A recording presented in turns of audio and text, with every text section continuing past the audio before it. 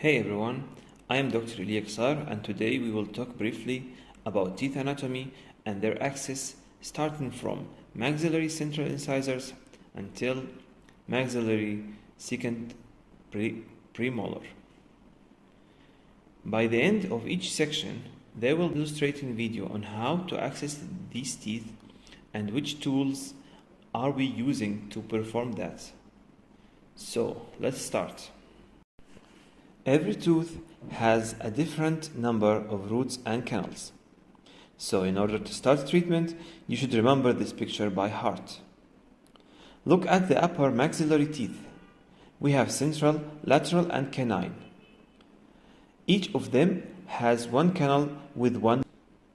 However, the first premolars have two canals with two roots, and the second premolars have one canal and sometimes two canals with one root. Now let's move to the cavity axis. We know that every tooth composed of these three layers: enamel, dentine and pulp, as you see in this picture. So in order to perform endodontics, you should drill through these layers. So how to do that? Let's see. I will start talking about maxillary, central and lateral incisors and canine. The tools we need is rubber dam, high-speed round burr and straight burr. The preparation of cavity should start from the palatal surface. Firstly, you should drill perpendicular to lingual surface of tooth using a round burr. After you penetrate the enamel, you should change the direction so it becomes parallel to the long axis of tooth. After that, use a straight high-speed burr to refine the cavity. The cavity should be large, triangular funnel shaped like in this picture. Before we start watching the video, I want to give you a small tip for successful access. Look at the figure number 1 and number 2. As you see, a partial removal of tooth enamel and dentine in tooth axis may lead to pulp tissues, which will cause tooth discoloration or endofailure. As I mentioned before, you should drill perpendicular to lingual surface of tooth using a round burr. After you penetrate enamel, you should change the direction so it becomes parallel to long axis of tooth. After that, we use a straight high-speed burr to refine the cavity. As you see here, I use a brush motion to unroof the pulp chamber completely.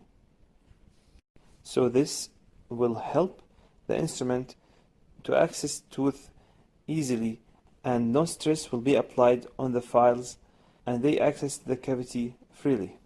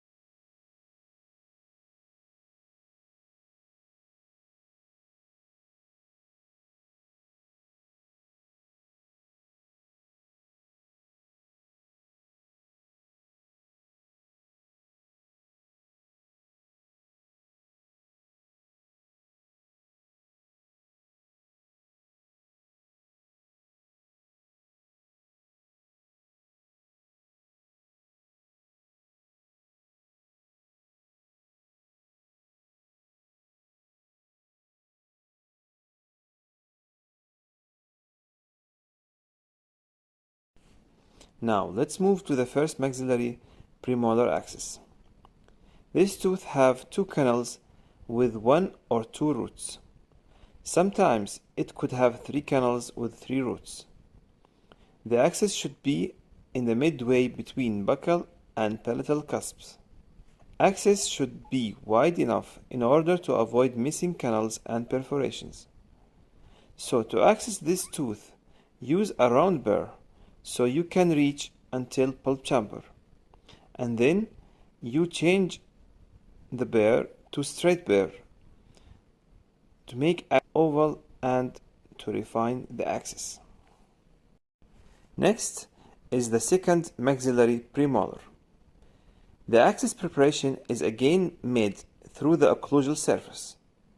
The root canal in this usually single-rooted tooth is band-shaped. When there are two canals, one is buccal and one palatal. When there are three canals, two are buccal and one palatal. So let's watch the following video for accessing the upper maxillary second premolar. So here again, the anatomy of the first premolar and the second premolar. As I mentioned before, we use a round burr to access through enamel layer of the tooth.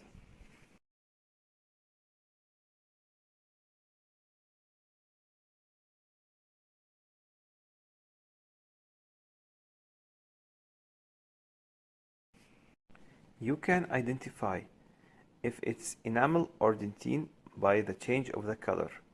So as you see here, the color is light brown, which means we already in dentine layer.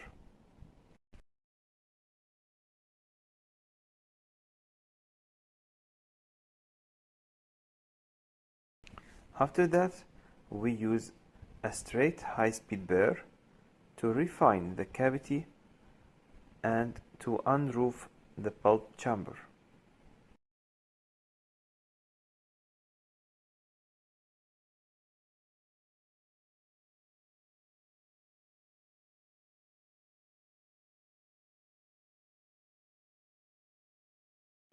So here is a tip. I always use that to make my cavity clear. Always use a scaler with water to make the cavity clear and to remove all the debris.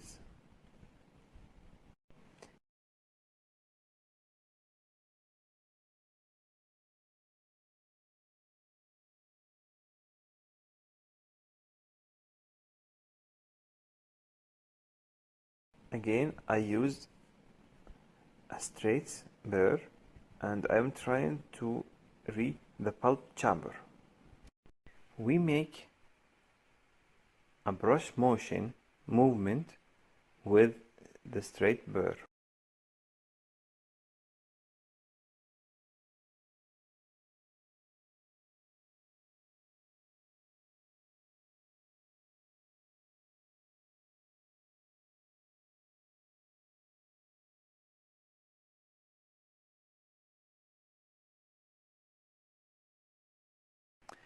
And after that, I use a probe to check if I exposured the pulp chamber or not.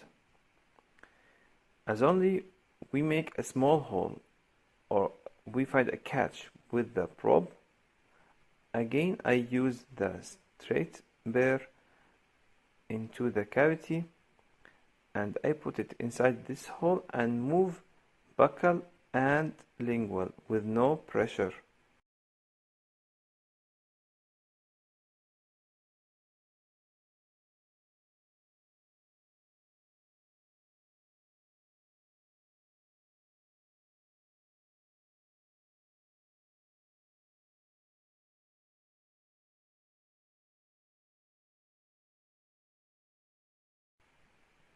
After that, I use scaler again to remove all the debris and make the cavity clear. As you see here, the cavity became clean, all the canals are visible, so now you can insert your K-file inside the canals.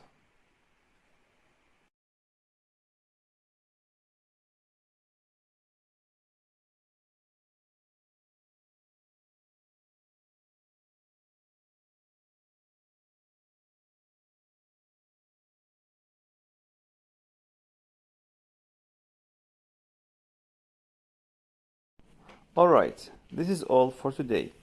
So in the next video we will talk about maxillary molars access and maxillary teeth access errors and how to deal with them. Thank you for watching.